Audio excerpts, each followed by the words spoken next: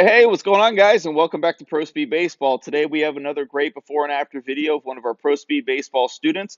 And today's video, I want to show you guys two of the big things that we worked on to get our transition to allow us to get speed. So, guys, if we want to max out our bat speed, we have to have a transition that allows us to do so. If our transition is short, if our transition is too tight, if our lag position is too high, all these things are going to come into effect because we won't be able to actually max out our speed. We're going to go over exactly what those are in today's video.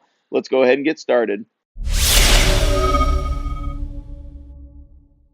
So if we go ahead and just take a look at the overall swing shape of the before swing and then the overall swing shape of the after swing, we're just going to see if we just look at the overall picture, much more smooth, much more powerful, much more easy over here on the right. So we want to have that effortless power, even though anybody who plays knows that if you're hitting the ball hard and let's say you're hitting home runs, it's not effortless, but good mechanics make it seem effortless. But good mechanics also mean we can maximize our speed. If our mechanics are efficient, then we can max out our potential. And that's what we're going to be talking about in today's video. So if we're talking about making sure that we allow this bat to speed, we have to make sure that we transition properly. So we have two big things that we worked on to make sure that we could transition properly. So what is the right transition? Well, if we pause the hands just before they pass the torso line, meaning just before the hands get to our torso, the back of our torso, that's where our transition ends. So at Pro Speed Baseball, we define this when we have to make sure that when we get into this position,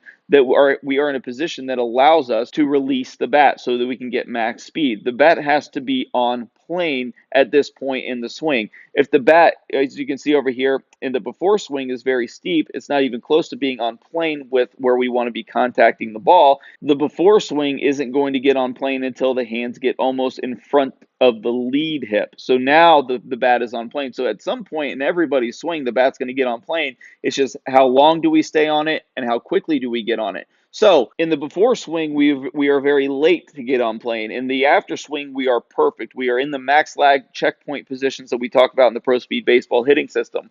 Now, here's the key, guys. When this bat actually gets on plane, this is when the barrel can start releasing. This is when we can start getting speed. So if we don't get the bat on plane till way late in the swing, like we're seeing here in the before swing, we run out of road. We have a much shorter distance that this bat can travel, which if we have a shorter distance, which means less speed. If we get the bat in transition properly, like we're seeing here on the after swing, we have a ton of room for this bat to speed up so we can really max out our speed. So the analogy here is if you have two cars and one is on a quarter-mile track and one is on a mile track, the one on the mile track is going to be able to go much faster because it has more room to speed up. So if you guys are wanting to get into the proper transition, you have to allow yourself to be in a position to do so. So the first big key that we worked on to do that is simply lengthening out the load. If you see here in the loads in both of these swings, if we look at the parameters, so in Pro Speed Baseball hitting system, we talk about making sure the hands get behind the shoulder from the face on view.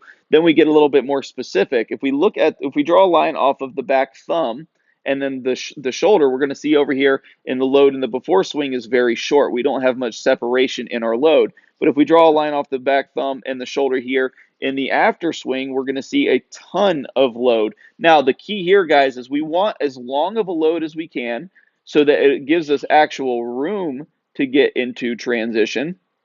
But we do not want to lock out our lead arm. We want to make sure that we maintain some flexibility and bend in that lead arm. So again, make sure you guys hear what I said there. The lengthening the load allows us the room to get the bat on plane before the hands get in front of the torso. That is the key there. We need to make sure that our hands are long enough to do so. Now, just because you have a long load does not mean you're going to get the hands on plane, you're going to get the bat on plane, your transition is going to look as good as our student here because we also have to train proper bat lag, and that is making sure this bat gets into what we call here at Pro Speed Baseball, the speed slot in the max bat lag position. So if I take the before swing over here to the max lag position, this is just before the hands get in front of the torso, we're going to see a very steep angle with the bat. So we're not going to see that nice bat being on plane from the face-on view. This again, if you guys have been following the Pro Speed Baseball hitting system at all, you know that if this bat is too steep, we're going to cut across the ball.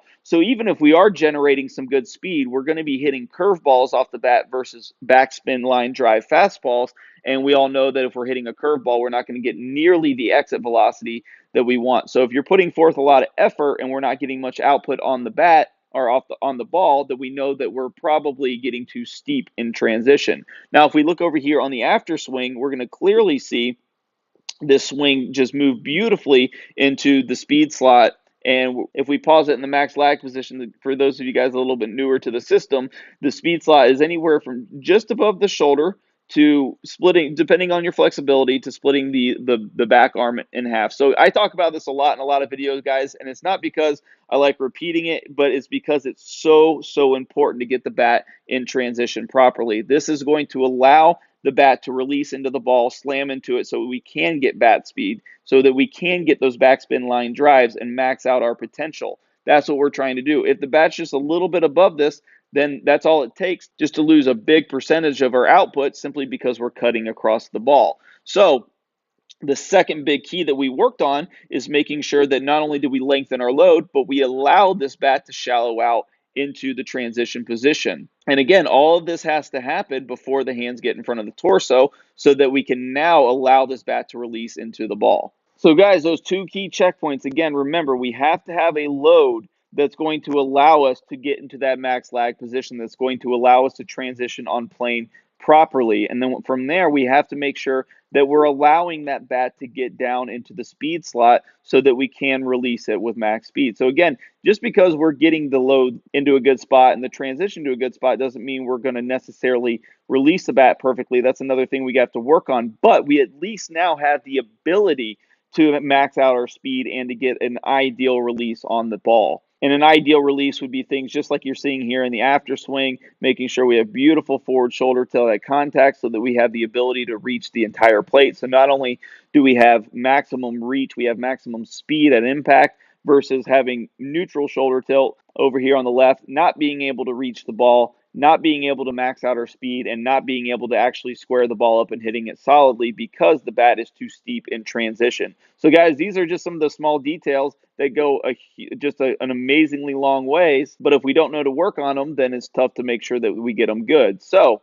for you guys joining us on YouTube, and if you're struggling with getting any speed or getting the output that you want, make sure you're hitting these checkpoints. Make sure you're getting a good long load. Make sure that your bat is transitioning properly, and it's going to go a long ways to helping your swing. And if you guys are looking for any more personalized help, I highly recommend checking out our online lessons page that you can see by clicking on the iCard that's popping up in the top portion of your screen or in the link in the description below. And if you're curious at all about the Pro Speed Baseball hitting system, I got a great bonus for you. I'm actually going to play a all-access membership lesson that you can get instant access to by simply clicking on the iCard again that's popping up in your screen in the actual preview or in the link in the description below. Let's go ahead and get started. I'm going to now start showing how our weight shift is involved with the release of the bat. We just simply need to understand exactly where we want to be in our weight shift. So we're going to get a lot more specific. We're going to be talking about the timing of getting the back pocket in front of the tee at the same time we're hitting the ball. But the first thing we need to do, guys, is we need to rep this out and make sure that we can definitely get the weight transfer that we need.